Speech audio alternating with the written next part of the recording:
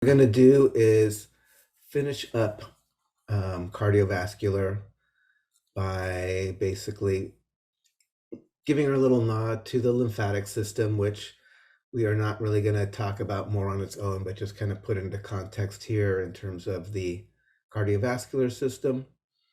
Although we will look much deeper into aspects of it when we get to the body defenses and the immune system.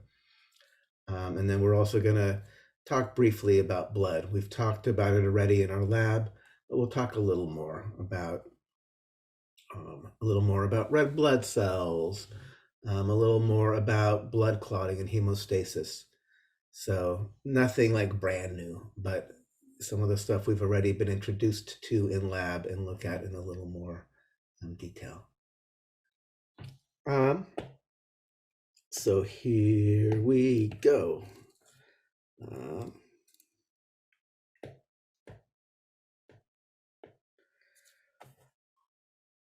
All right, so when we last left our capillary bed, we saw there was blood coming in via some arterial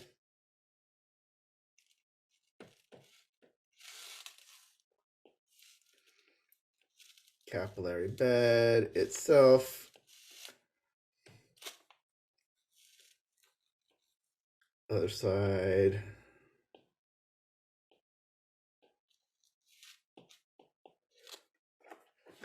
And then brought up this idea that due to the hydrostatic pressure, you have fluid leaving as the blood enters into the capillary bed, re-entering as we get to the far end of the capillary bed. And like I mentioned, this is more, due to hydrostatic pressure. Hydrostatic just means water pressure. It's just, there's pressure in the vessel pushing out. The capillaries are kind of thin and leaky, so water leaks out. This is more due to osmotic pressure as we get to the far end. And like I said, net loss maybe around 3 liters per day. And if you don't recover that and put it back into the closed circulatory system, add it back into the blood, your blood's basically going to turn to mud. So here we have all of our cells around. The space in between the cells we call the interstitial space.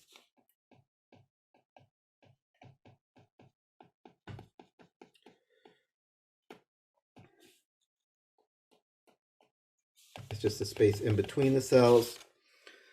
And maybe I should review the idea of the fluid compartments briefly as we enter into this discussion.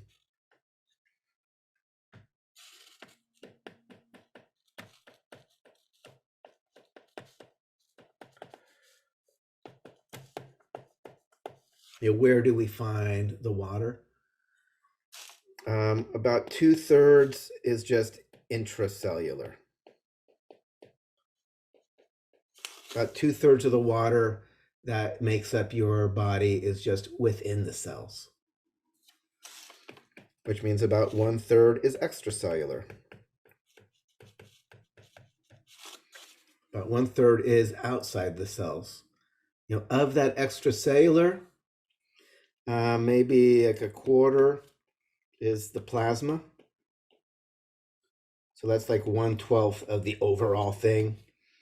Maybe 3/4 is what we call that interstitial fluid. So that's just the fluid that's outside the cells. And see, normally you have a fair amount of fluid outside the cells bathing things, but it's important that you keep this balance. Like as the blood goes through the capillary beds, it leaks out of the plasma into this interstitial fluid, and we got to bring it back in order to keep this balance so we don't get too much water in the spaces between the cells. If you have too much water starting to take up spaces between the cells, What do we call that? What's the condition? If you start getting an excess amount of fluid in the extracellular spaces in your tissue, Edema? that would be edema. So we want to avoid this. So basically, we're going to have another set of vessels, the lymphatic vessels, whose job is to collect this leaked fluid and bring it back to the closed cardiovascular system. So for whatever reason, the convention is to draw lymphatics as green. We always have like oxygenated vessels as red, deoxygenated vessels as blue. Lymphatics, they're not really green. Supposedly they're kind of golden or something. But we're going to draw them green because that's what everybody does, is they draw them in green. So these are my little lymph capillaries.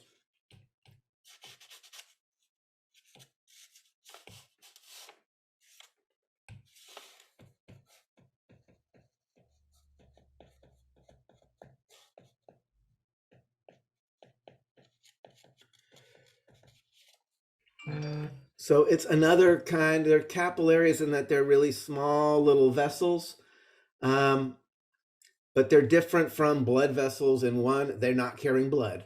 They're basically going to be reabsorbing the leaked water from the tissues. They're different from a regular capillary in that they are kind of just one-sided. They're little blind alleys, right? Normal capillaries, when you're thinking about them, you enter into them and you leave them. With lymph capillaries, they just are kind of there sitting in the tissue spaces, and they absorb, maybe I should draw water as blue. They absorb water just from wherever, and then it starts traveling back to get dumped back into the bloodstream. Another big difference about lymph capillaries is that the endothelial cells that make up their walls can kind of flap open. So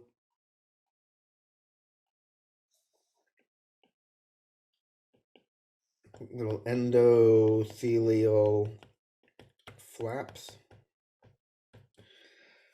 The thing about having that allows much bigger things than just like water and dissolved solutes to get in. You can actually get big stuff, like larger proteins.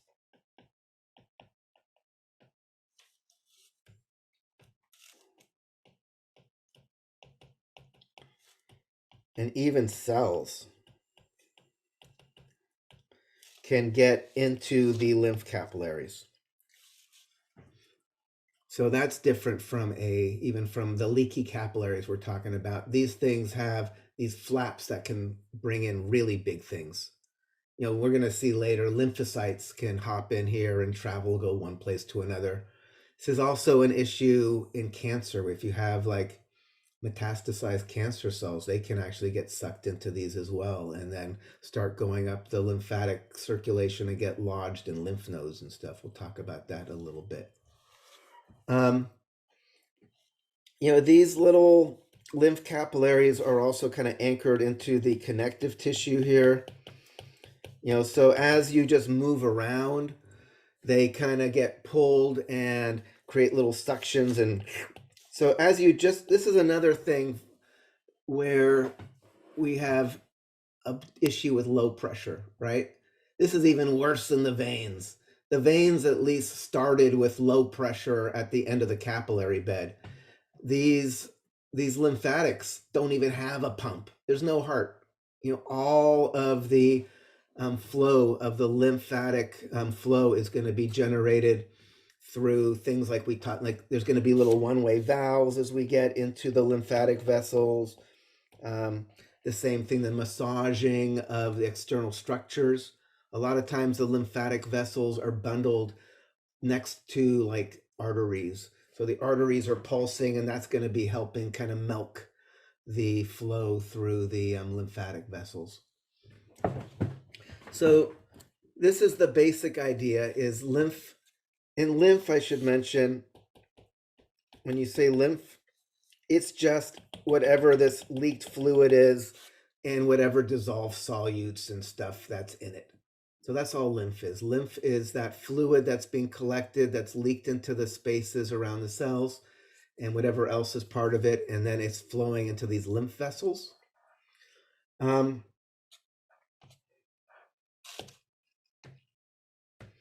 Right, and you have all these little lymph capillaries.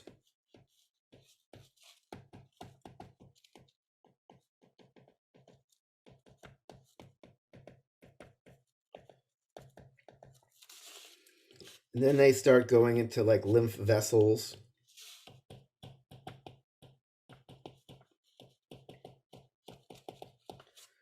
You know, these are similar to veins. Again, because they have to deal with really low pressure. They're going to have little one-way valves. And again, they're filled with lymph. They're not filled with blood. You know, ultimately, they're going to be coming back. Like if this is the heart, and here's the, let's say this is the vena cava. Vena cava. These are like your brachiocephalic veins.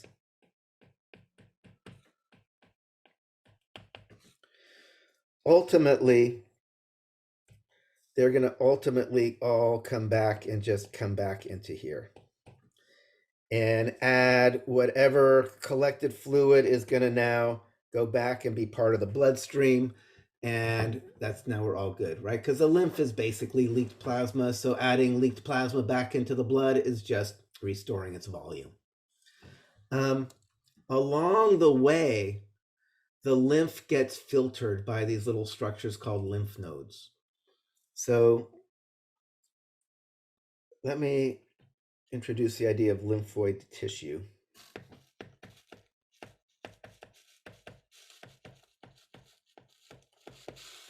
Lymphoid tissue is basically immune system tissue. It's lymphocytes, which we're going to talk about in much more detail when we get to the immune system. These are the things that do specific immunity. These are all part of your immune system. Don't worry about them right now. In detail is going to be macrophages, which are also immune system cells, the big eaters. So this is basically immune system. Immune system function. So for right now, just think about this lymphoid tissue as being kind of body defenses. It often, when you look at it under the microscope, you often see these kind of nodules that they're called lymphatic nodules or follicles, where like B cells are dividing, making antibodies and things, but don't worry about the detail of that. That's anatomy where you have to recognize that stuff. For right now, let's just make sure you have this sense of, we have this stuff which we call lymphoid tissue, and we're going to see it in a variety of places where we want to have kind of body defenses working. And one place we find it is in these lymph nodes. So if we kind of go back to this picture here, I was kind of showing you have a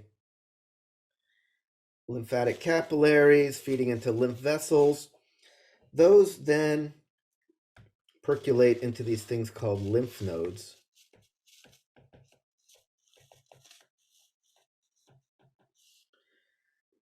And you can actually have lots of, here's some,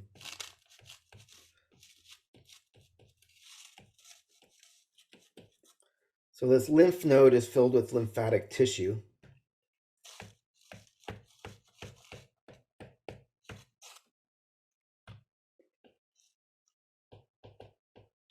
Or again, these are all synonyms, lymphoid tissue to filter the lymph.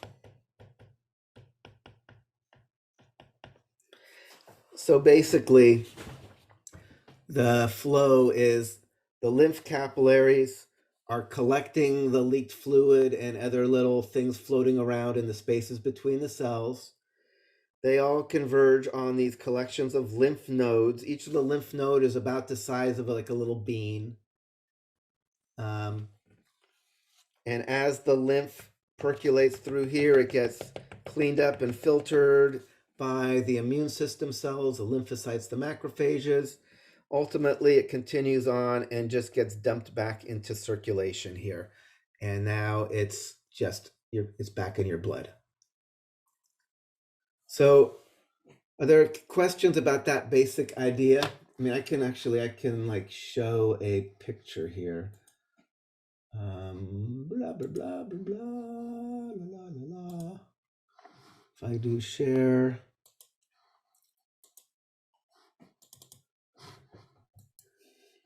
this is kind of, all over the place. You've got these lymph vessels. They're everywhere. They're everywhere in your body because they have to collect fluid wherever it's leaking into your tissue spaces. Ultimately, the little lymph vessels go into these lymph nodes. Again, in this picture, the lymph nodes are these little dots. You have collections, major collections near your neck, the cervical lymph nodes under your arm, the axillary lymph nodes in your groin, the inguinal lymph nodes. And then ultimately all gets dumped back to the heart or into the brachiocephalic veins, where all that fluid, after it's been filtered in the lymph nodes, is now dumped back and joins the blood. So we can also, we'll talk about it a little later, but these lymph nodes will become more active. The lymphocytes will start dividing if you're like fighting some infection, because they're making the antibodies that are going to fight that particular infection. So as the lymphocytes divide in the lymph nodes as part of an immune response, they enlarge. And when people talk about swollen glands, like, swole either under your neck or under your arm or whatever, that's actually just the lymph nodes enlarging because the lymphocytes, the white blood cells, are ramping up production of antibodies and stuff like that. It's an unfortunate term where people say like swollen glands, because when they say swollen glands, what they really mean are swollen lymph nodes.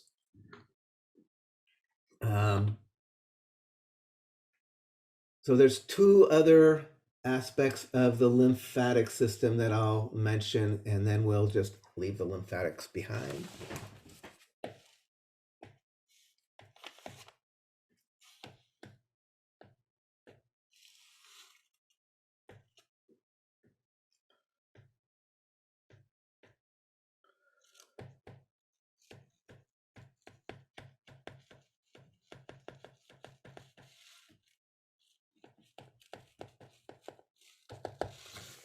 So one of the organs that is part of the lymphatic system is your spleen.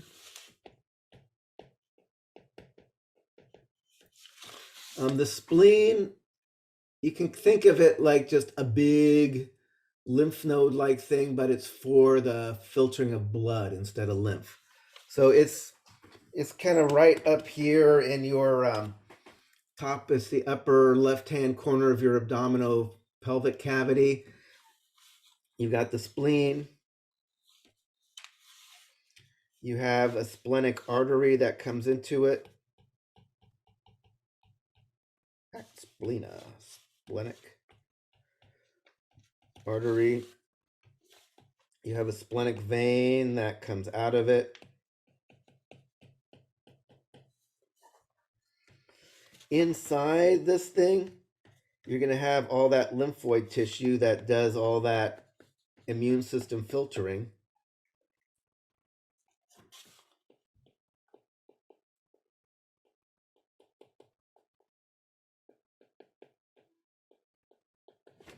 And you're going to have a whole bunch of these little sinusoidal capillaries in between everything.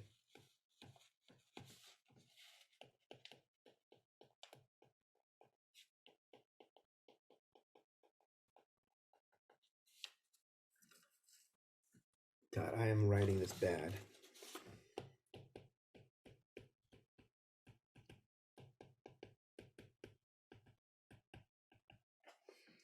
So sinusoidal capillaries, if you remember just from a few moments ago, they're capillaries, but they are kind of very spacious. They have gaps in the wall so the surrounding cells can process and clean. They slow things down because they're all twisty. So basically, as the blood enters into the spleen, this lymphoid tissue, this immune system cells have a chance to kind of clean out and process the blood. Right? So it's kind of like sort of like when we're talking about lymph nodes processing lymph, but this is processing blood, and it's much bigger too. It's this big thing like the size of a, I don't know, like a small fist sitting up in the upper part of your abdominal cavity. Spleen also has some other roles. It can act as kind of a reservoir, like because already, normally blood's just kind of in there getting processed, but if you're like hemorrhaging, you're bleeding bad, it can spasm and push more blood out into your circulation to try to keep your volume up. The spleen also is a place like where platelets tend to kind of get stored. However, the spleen is one of these things that is not essential.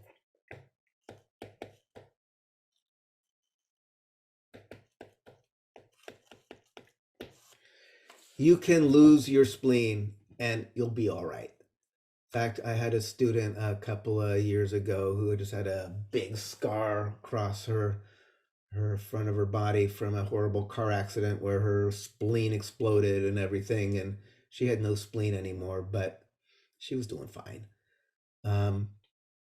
Partly because all this stuff of kind of filtering, so this is like filtering the blood. Filtering the blood. This is recycling worn out red blood cells.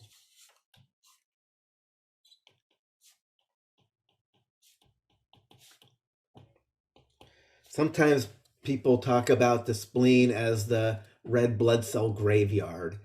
And we're going to talk about red blood cells in a few moments. They live about like 3 or 4 months before they wear out. So then they need to get recycled. Spleen is one of the big places where they get recycled. That being said, everything that the spleen does is also covered by the liver. And we'll talk about the liver later when we're doing the digestive system, but the liver does so many things. And one of the big things the liver does is filters the blood and recycles worn out red blood cells. So if you don't have a spleen, your liver, it can take over its function. If you don't have a liver, you're dead. We'll talk about the liver does so many essential things. But the spleen, I don't know, maybe it's like it's a little sad. What? I'm not so important. But it's good to have a spleen. So that's the spleen. The other last part of the lymphatic system I'll mention is this lymphoid tissue is scattered in the walls of usually a lot of the tubes that are open to the outside world where you might have an access point for some kind of pathogens.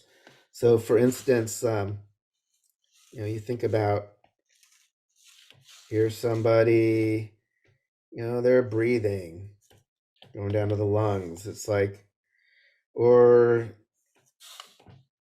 you're eating, and going down to your stomach and your intestines. All these places, if there is some nasty little guy,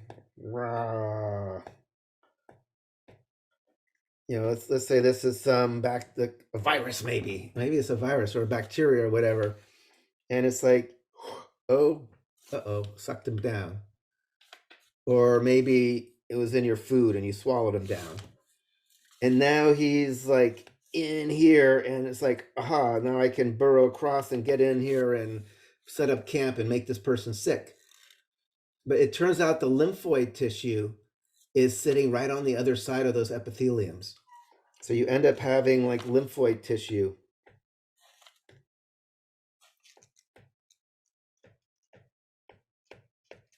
just along the walls.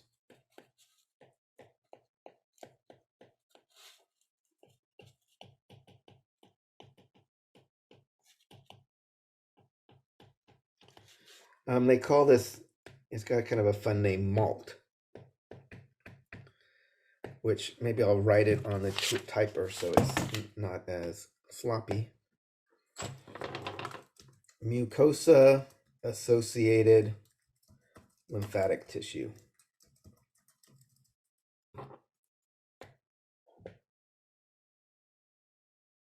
Whoops, associated. Mucosa associated lymphatic tissue. Mucosas are just wet epitheliums that line all these different tubes. So you have this lymphatic tissue, which is right on the other side of these walls. And it's basically like a guard, a barrier there. So if something you're either swallowing or breathing in some kind of, some germ, whatever a germ means, and it tries to cross the boundary and get into your body, it's going to hit these immune system cells. So it's part of your body's protection. What do we call the lymphatic tissue that is right ringing around your throat? Right, all here, back of your throat, you have all this lymphatic tissue just protecting things, protecting your pharynx, your kind of both, this big opening to both your respiratory and digestive tracts. What do we call the lymphatic tissue right underneath the epithelium on the back of your throat there? Your tonsils? Yeah, those are your tonsils.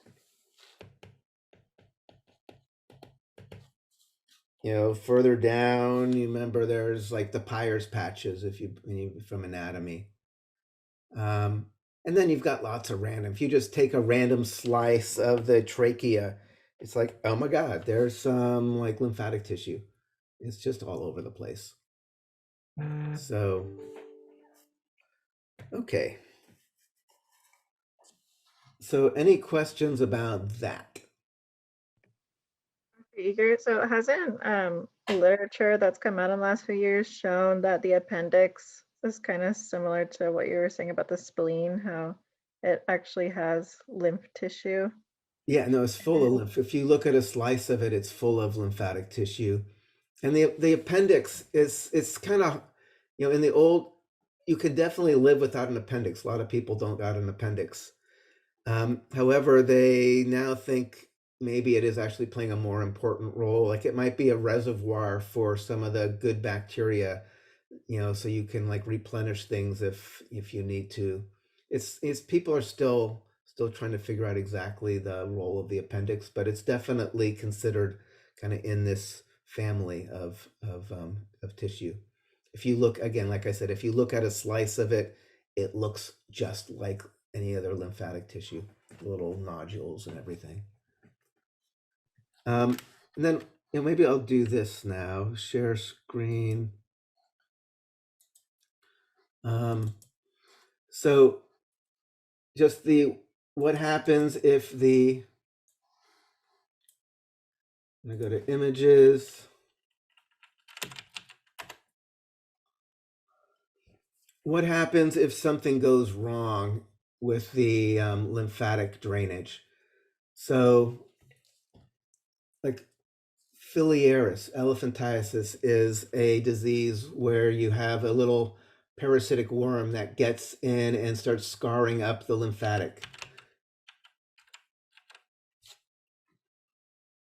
drainage, in which case you get really horrible, disturbing things like this. Like, let me see, view image.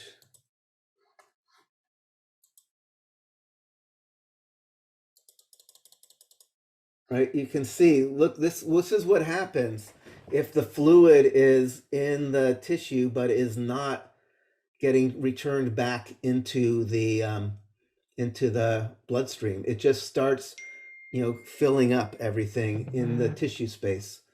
Um,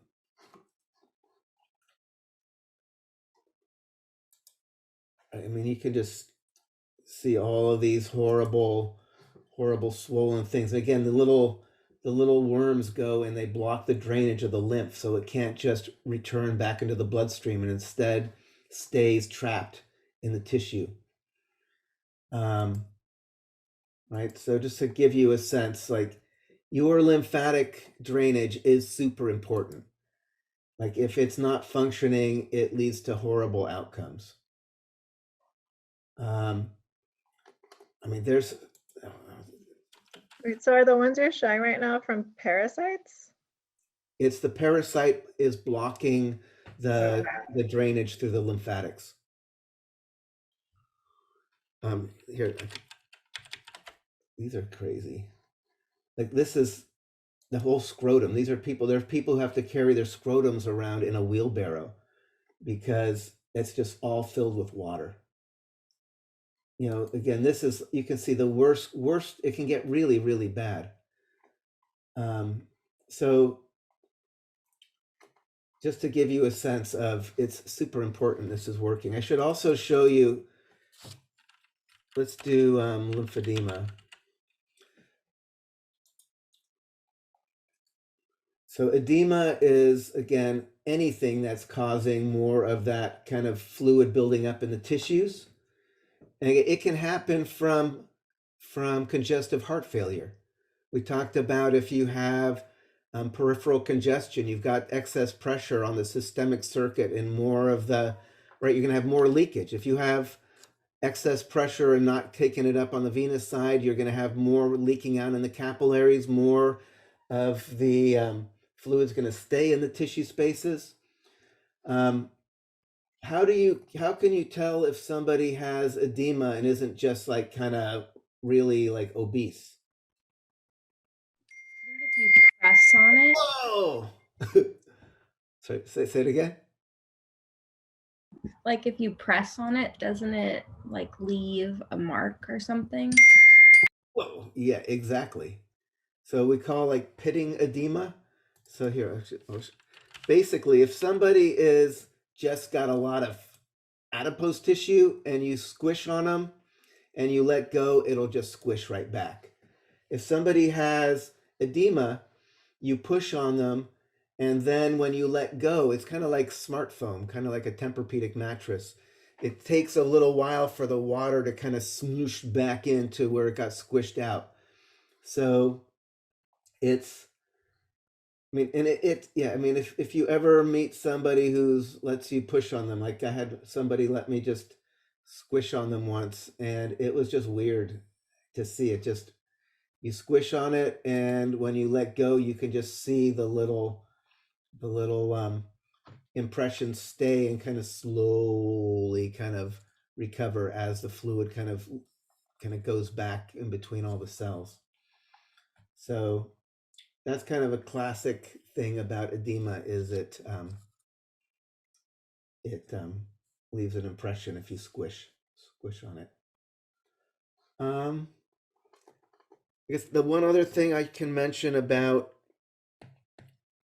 lymphatic, it's kind of more clinically relevant. You know, I alluded to this a few moments, a little earlier, but I talked about how the lymph capillaries, oops, have these little flaps.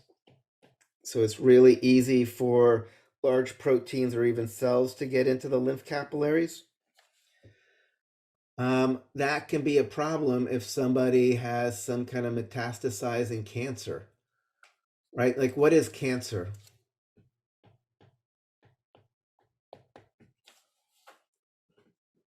Unregulated cell growth.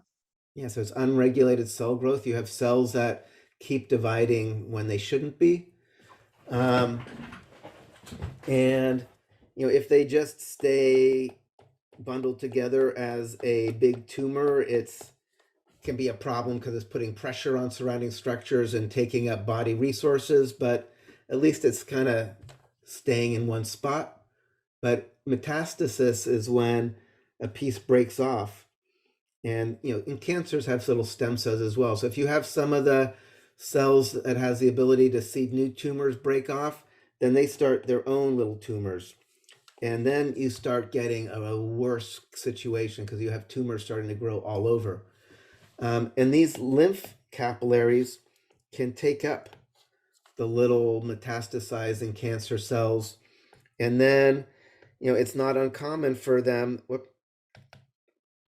Here's my lymph node,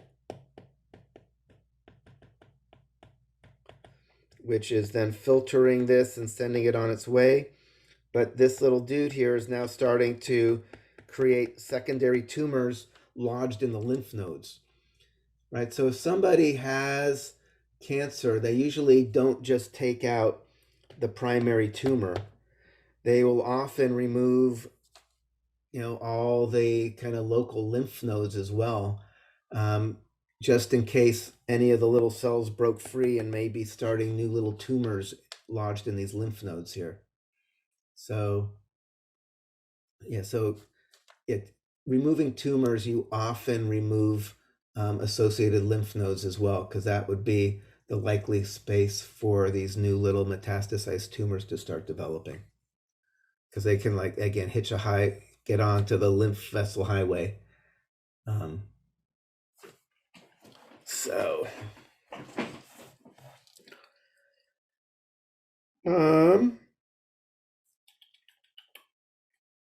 right, so I think that's it for lymph. I think what we're going to do is take another little break. Again, blood is only going to probably take us I think 15 minutes, maybe 15, 20 minutes at most. And then we'll be done with I know it's a lot of lecture material for today, but I think it's ultimately going to be good to keep us going on track.